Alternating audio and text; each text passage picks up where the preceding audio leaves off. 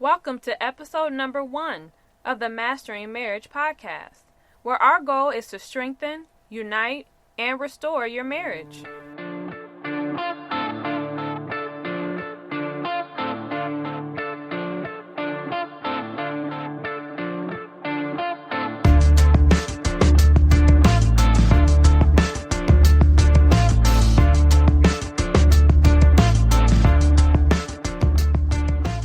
Everybody, my name is Amanda Taylor, and my husband David and I are the co-founders of MendOurMarriage.com. And our goal is to break the back of divorce by bringing married couples together to be accountable, keep the passion alive, and expose the hidden issues that try to rip marriages apart. All right, so we're about to get started. David, you want to say hi? I sure do. Welcome, guys.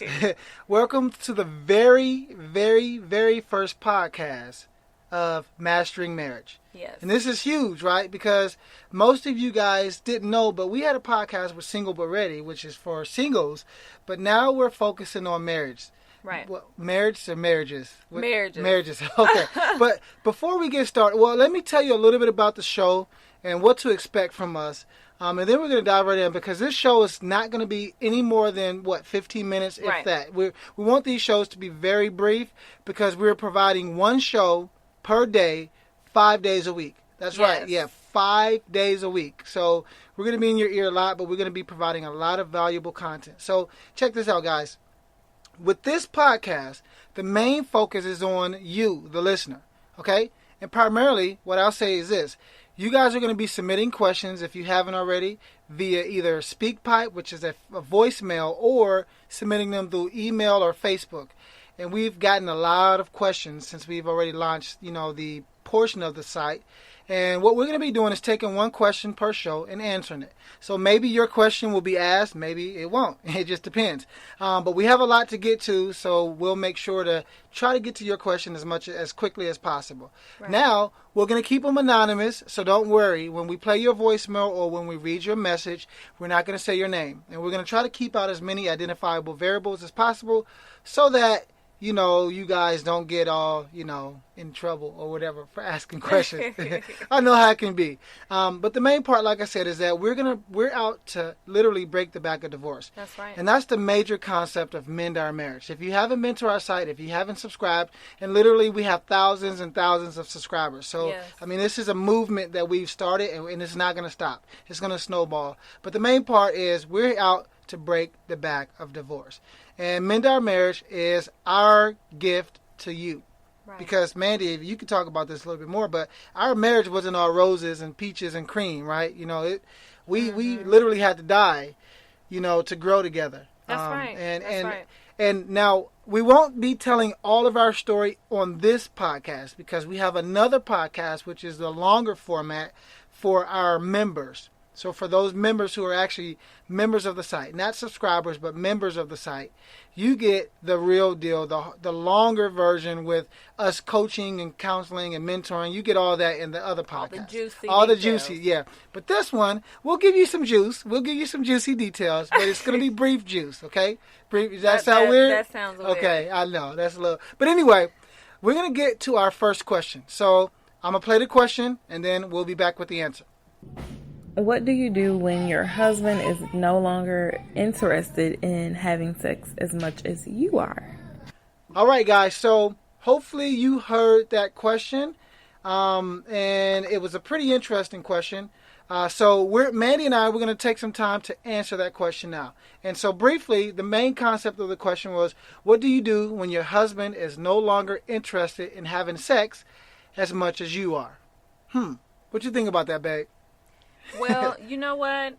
A lot of things happen, of course, when you are married. There's a lot of situations where, you're going to have some miscommunication and maybe one spouse may not be as satisfied as the other one. But there are certain things that you need to do in order to, figure out what's going on. Yeah, and what we'll do is we'll give you three, whoever sent this question in, we really appreciate it. Actually, I know your name, so, but we're not going to say it on there. But we're going to give you 3 bullet points, and then we're going to expound on those bullet points, and then hopefully give you something tangible that you can walk away with. That's right. And I've learned this ever since high school, that the teacher always say, if you're the one asking questions, there's probably 10 other people who have the same question. Exactly. So we're going to provide information to you, but we're also going to be providing it to other people who are experiencing this same type of situation. Exactly. And so let's talk about 3 points real fast because I want to be brief. Point number 1 is you have to assess yourself first. Then you have to communicate the right way to him, and then you have to execute. So, right. Mandy, when we talk about assessing yourself, what are we talking about when we say that?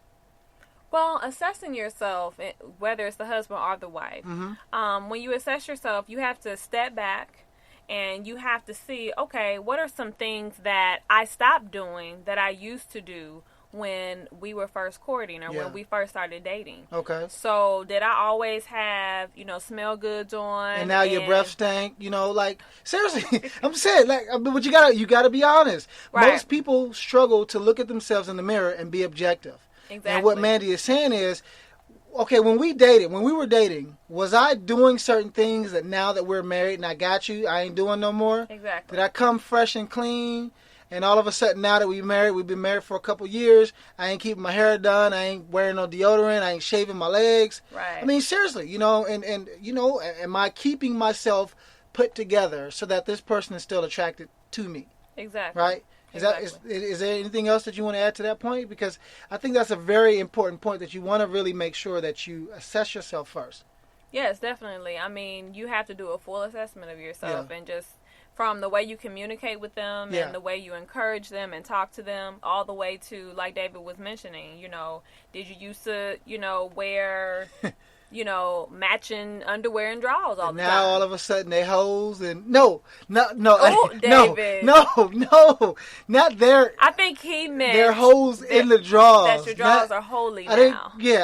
Jesus forgive me because I know not what I do. I didn't cuss, and I didn't mean to cuss at you because that was just wrong. But the main point though is that you really, like Mandy said, assess yourself. Yes. Before you go and say, why are you not? Ask yourself, is there anything that I am not? Right. Before you go and ask. But after you assess yourself, the next step is communicate, right? Communicate with your spouse. Communicate with them, but communicate the right way. Exactly. And here's what I do, because, most people know that I'm a mental health counselor. And here's what I recommend, is when you communicate to them, don't go and say, why come you ain't? Wow. Why come you ain't? You like that one? That was interesting. Or how come you ain't doing X, Y, Z? Or why did you stop? Don't do those because automatically, especially for men, will become defensive. Exactly. And you don't want your husband to become defensive if you're trying to help him in a certain area. Right. And so the main reason why we asked you to assess yourself first was so that you can go to him and say, you know what, husband, or you know what, honey, or babe, what do you call me? Pumpkin. Okay. You know what, Pump? I know, I'm embarrassed, but you know what, Pump? I used to do these things when we first met, but now I've stopped. And I'm wondering if that's the reason why you have not been as attracted to me as you used to be. Right. Right? You see what I just did? You took the pressure off of him and you put it on your shoulders. Right. And you own some of the responsibility. And that's important. That's key. Most people miss it. Right? So after you communicate that, after you discuss it with them, the last step is what, baby? The last step is to execute. Execute. Put into action what you guys discussed. Exactly. And when we say execute, we are meaning you give.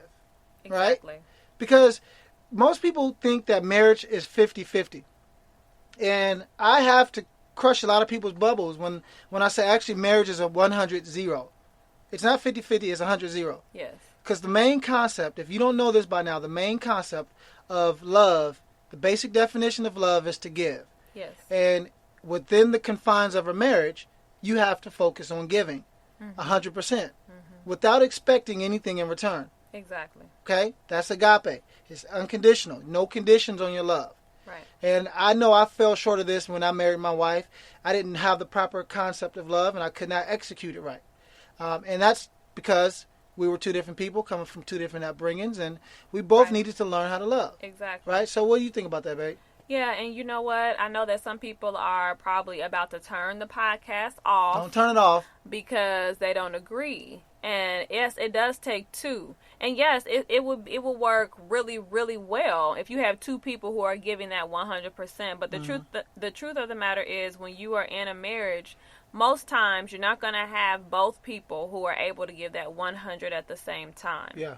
So you have to be able to stand on your own 2 feet and be able to love that person through whatever they're going through, and see them for who they are, and see your marriage for what it's supposed to be, past the season that you're in. And that is so, so crucial. It's crucial, and it can be very hard. It's not easy. Because Mandy, you did it, right? When we were on the brink of divorce, that was something that I experienced. Yeah, when I was talking about not wanting to, let me be blunt. When I told my wife I didn't love her, exactly, she still stuck in there, and it was her loyalty that inspired me to change and to grow. Right, and I mean, you know, maybe people from the outside looking in may say, okay, well, I was stupid for staying and him saying those things, and I deserve this and I deserve that. But again, it's about better or worse. Yeah, when you say those vows. Yes, and even though David said that he felt like he wasn't in love with me anymore, it was a part of him that still wanted to stay. There was nothing else he could offer me but to say, I'm here, but I don't necessarily want to be here. Yeah.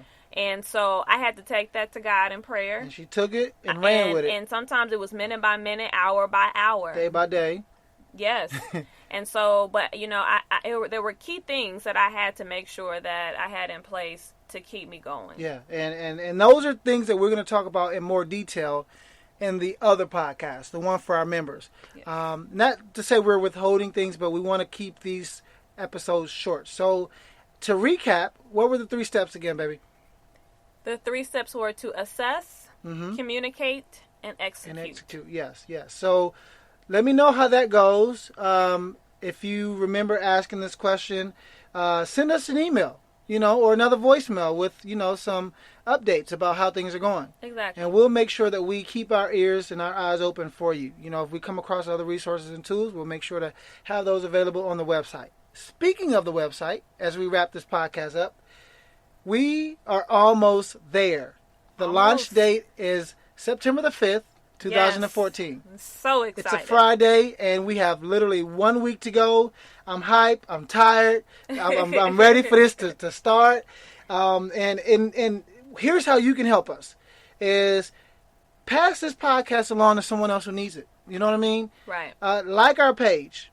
Send us a question, and subscribe to the podcast. Yes. You can actually go to iTunes to subscribe to the podcast, and while you're there, leave us a review and a rating, an honest rating. Right. And we love to hear reviews. And here's the reason why the reviews are so important. Not because we want to, get big heads and, be like, oh, they like us, but really it's all about exposure. And the more people we have reviewing and submitting those reviews, the more eyes will be on our podcast. The more eyes that's on our podcast, the more we can save marriages, or the more marriages we can save. The more we can break the back of divorce. Break the back of divorce. So, guys, we love you. We appreciate your time. Thank you. And thank you. But we out, y'all.